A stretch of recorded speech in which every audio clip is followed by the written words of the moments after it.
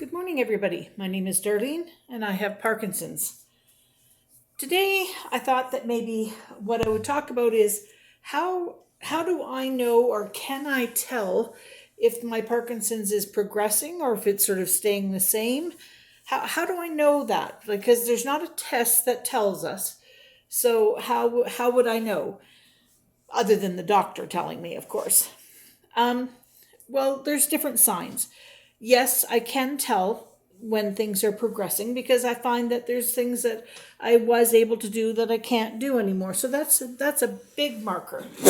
I also, bless you, Bill. Thank you. I also have researched quite a bit so that I know some of the things that I could expect. So I keep an eye out for them. And it's actually kind of scary when you see some things happening that you haven't had happen before. Some of the new things that are happening for me is I'm having a bit of a problem with swallowing and choking. So I'm trying to teach myself to eat a little slower and make sure that I'm sitting upright, not slouched down when I'm trying to eat.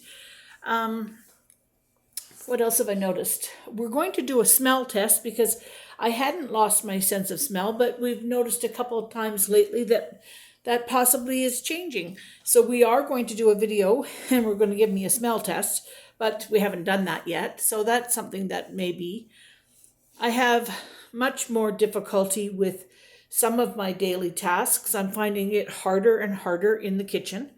But I'm still able to do it. And so as long as I'm able to do it, and we know that we do have options for when I can't do it.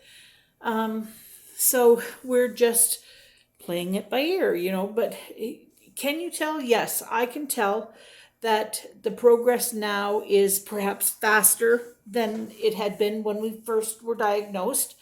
I say we because it is most definitely a family disorder. What happens to me affects everybody in the family. So therefore, it's not just me, it's, how does everybody get affected by this? But I am determined. There are things that I can do that will either slow the progression, or if not slow it, at least I can cope with it better. And I am not going to let this stop me. We went out to the dollar store yesterday. I had a great time out at the dollar store.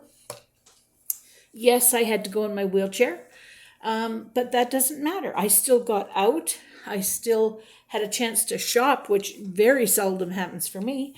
And I had a great day with my daughter. So yes, that's one of the things that is changing, but I'm not going to let it dictate that I stay in all the time. I'm going to occasionally go out and try to be as normal as I possibly can.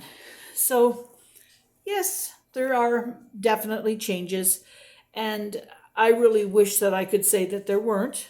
But, when you spend many nights up in the nighttime and you don't have much to do other than think, then, you start to wonder, is this what's coming?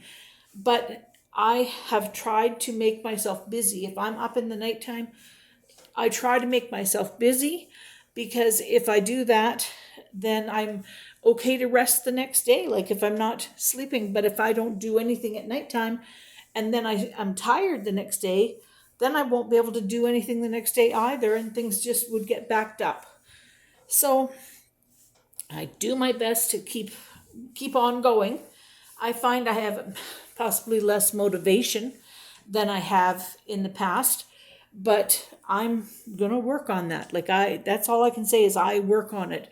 It's a daily task for me. I can't just let it go. Anyway, I want to tell a story about my daughter and church and my mother. And there was two different incidences in church, and it was absolutely hilarious. Claudine would have been, I think at the time she would have been 5 or 6. It would have been fairly close to when Bill and I got married. But anyway, we were sitting in church and we were sitting with my parents. And it was my mother's birthday that day. Well, before that, the Sunday before that, we were in church, and she was very interested in how come we were holding books when everybody was singing. How come we didn't just sing? And I said, well, because the books are hymnals and they tell us the words. Oh, she says she understood that because, she didn't read a word, but she thought she read because she could tell what the picture said.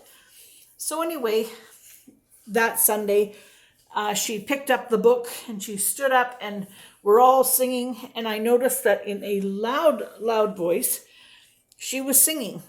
But what she was singing was peanut butter, peanut butter.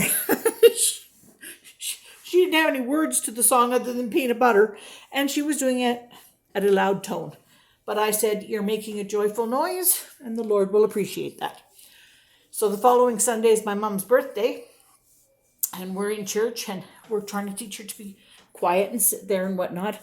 Well, anyway, she was standing on the pew next to Mom. And she looks at my mom and she says, Grandma, how old are you? And she looks at her and she goes, well, I'm 50 years old.